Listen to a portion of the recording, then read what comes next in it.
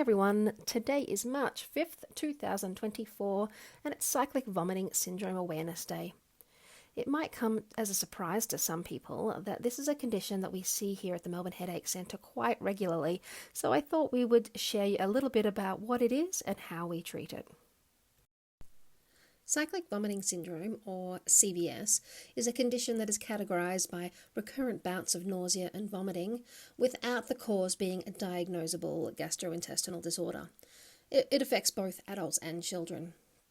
The pathway to diagnosis is often a frustrating one, with years often passing, and usually involves many different doctor and hospital visits, as initial episodes are passed off as food poisoning, motion sickness, stress, viral illnesses, and especially in kids, often it's just kids just vomit sometimes. So sometimes it's the parents that actually pick up on these patterns. Like migraine, CVS is actually diagnosed at the exclusion of the gastrointestinal system. It would be fair to categorise this as a problem of the control of the gastrointestinal system rather than the organs themselves, so it's important to take into account the impact of the nervous system. It might help to think of the nervous system a bit like a coffee cup. We all load up our nervous system throughout the day with things such as blood pressure changes, bright lights, hot cars, skipping meals, or even eating certain foods, lack of sleep, anxiety, anticipation, and of course changes in hormones.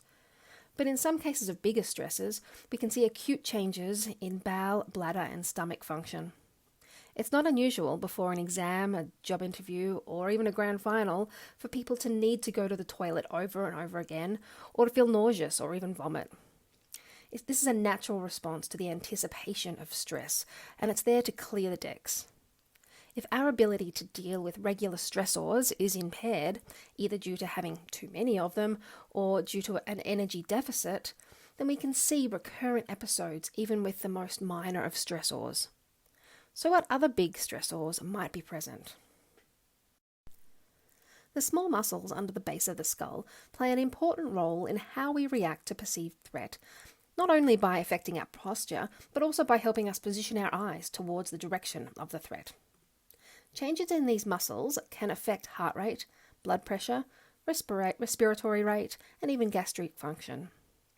The area that controls these signals is an area that's responsible for nausea and vomiting, and is called the solitary nucleus. Dysfunction affecting these small muscles can lead to the feeling, well, at least from our brain's point of view, that we can't protect ourselves. Also, if the neck muscles are sending conflicting information to the solitary nucleus, then we get a stress response. This can be felt as headache, dizziness, vertigo, nausea, and/or vomiting. This overload can result in the coffee cup overflowing and result in an episode of CVS. So what do we see here at the Melbourne Headache Centre? Let's look at a 12-year-old male with a 6-year history of increasingly frequent recurrent bouts of vomiting. His episodes would last 5 to 6 hours on average, but could last up to 14 hours at their worst. Episodes wouldn't occur predictably, and they would average 4 episodes in a 2-week period. However, this can be 18 episodes in 6 weeks at its worst as well, and 1 month without an episode at its best.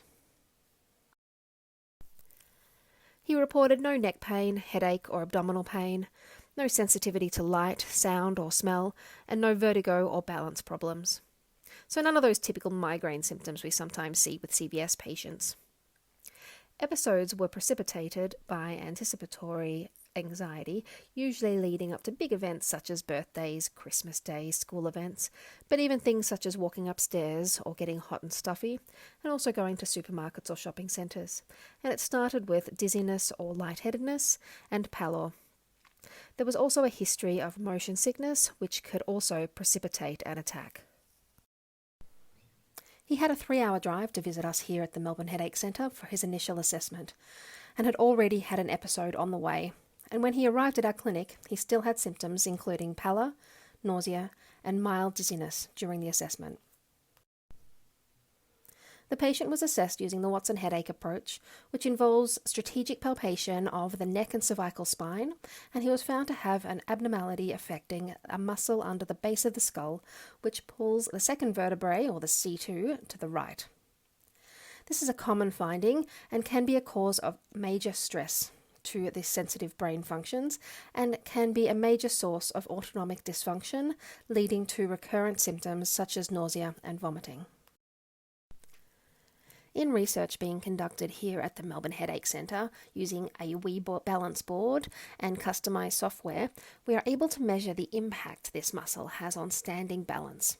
Standing with head in neutral or with the head in right or left rotation should produce almost identical sway path lengths with an expected difference of up to 10 centimetres.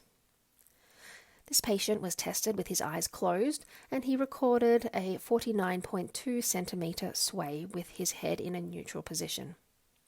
With his head turned 45 degrees to the left, he recorded 49.6 centimetres of sway. And with his head to the right, he recorded 66.3 centimetres of sway. The patient also reported feeling an increase in dizziness and nausea when he closed his eyes. Treatment involving the careful application of pressure to the right parts of the neck released the muscle contraction and returned C2 to a neutral position. This treatment does not involve cracking or deep painful techniques, and it only took 3 minutes to complete and is well tolerated by children as young as 3 years old. When retesting his balance, our patient reported no nausea or dizziness when closing his eyes, and he returned a normal balance test with only 5 centimetres of sway between his neutral stance, left and right rotation. He received treatment 6 times over a 3-month period, during which time he had 2 months without an episode. And in the 9 months since finishing treatment, the patient has only had 2 small episodes.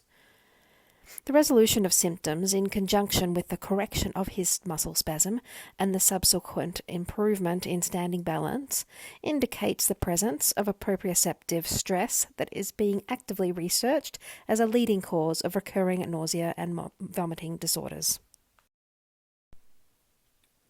To learn more, you can find us at melbourneheadachecentre.com.au or give us a call on 03 8648 6487 if you'd like to discuss further.